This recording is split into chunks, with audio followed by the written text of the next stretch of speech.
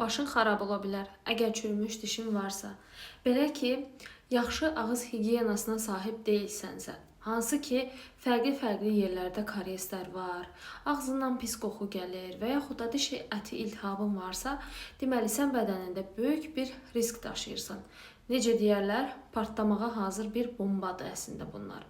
Bunun səbəbi isə ondan ibarətdir ki, sən bədənində gizli şəkildə bir infeksiya ocağı daşıyırsan. Təbii ki, bu çöldən gizlidir.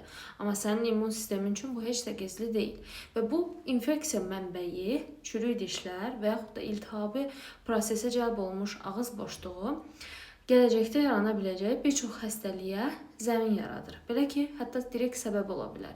Bunlardan ən çox yayılanlarından biri və ən qorxulularından biri ürəyin iltihabıdır. Daha doğrusu, ürəyin daxili qatının iltihabı. Hansı ki, bu nəticədə ürək çatışmazlığına gətirib çıxara bilər, nəticədə ürəyin ritm pozğunluqlarına gətirib çıxarır və yaxud da ürəyin böyüməsinə, funksiyasının görə bilməməsini və təəssüf ki, bəzi hallarda doğru müalicə olunmazsa, direkt ölmə qədər gətirib çıxara bilər. Və yaxud da məhz bu xroniki infeksiya ocağı ağzında hər hansısa bir yerdə böyrək xəstəlikləri, böyrək iltihabı, böyrək çatışmazlığına qədər gətirib çıxarır.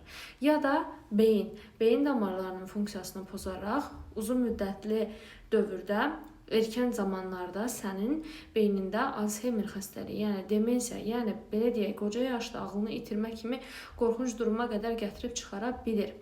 Bütün bunların səbəbi isə bu həmin infeksiya ocağının immun sistemi qıcıqlandırmasıdır. İmmun sistem qıcıqlanaraq bu infeksiya ocağına cavab verməklə qalmır, həmçinin digər orqanlara da gedir, hücum edir. Bunlara dediyim kimi beyin də aiddir, ürək də, böyrəklər də, oynaqlar da və digər hər hansı bir orqanlar hamısı aiddir. Və bu sənin təkcə bununla bitmir, hansı ki bunlar özü yetəri qədər qorxulu durumlardır.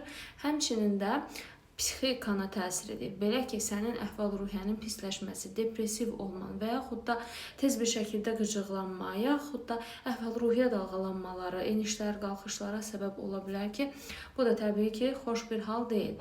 Ona görə də dediyim kimi, başının xarab olmasını, ürəyinin funksiyasının pozulmasını, böyrəklərinin 19-18 yaşında 80 yaşlı bir insanın böyrəyinə sahib olmaq istəmirsənsə, o zaman ağız gigiyenana xüsusilə diqqət yetir. Çürümüş dişlərin var, düzəltdir. Karies var, düzəltdir.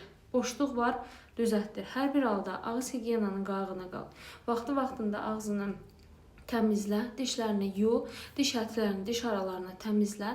Belə ki, hətta bu sağlam olmayan ağız gigiyenası pankreas, yəni mədalıtı vəzin də xərçənginə qədər gətirib çıxara biləcək qorxulu durumda əslində. Dediyim kimi, partlamağa hazır bir bombanı vaxtında üstünə düş ki, o sənin bədənində partlamasın.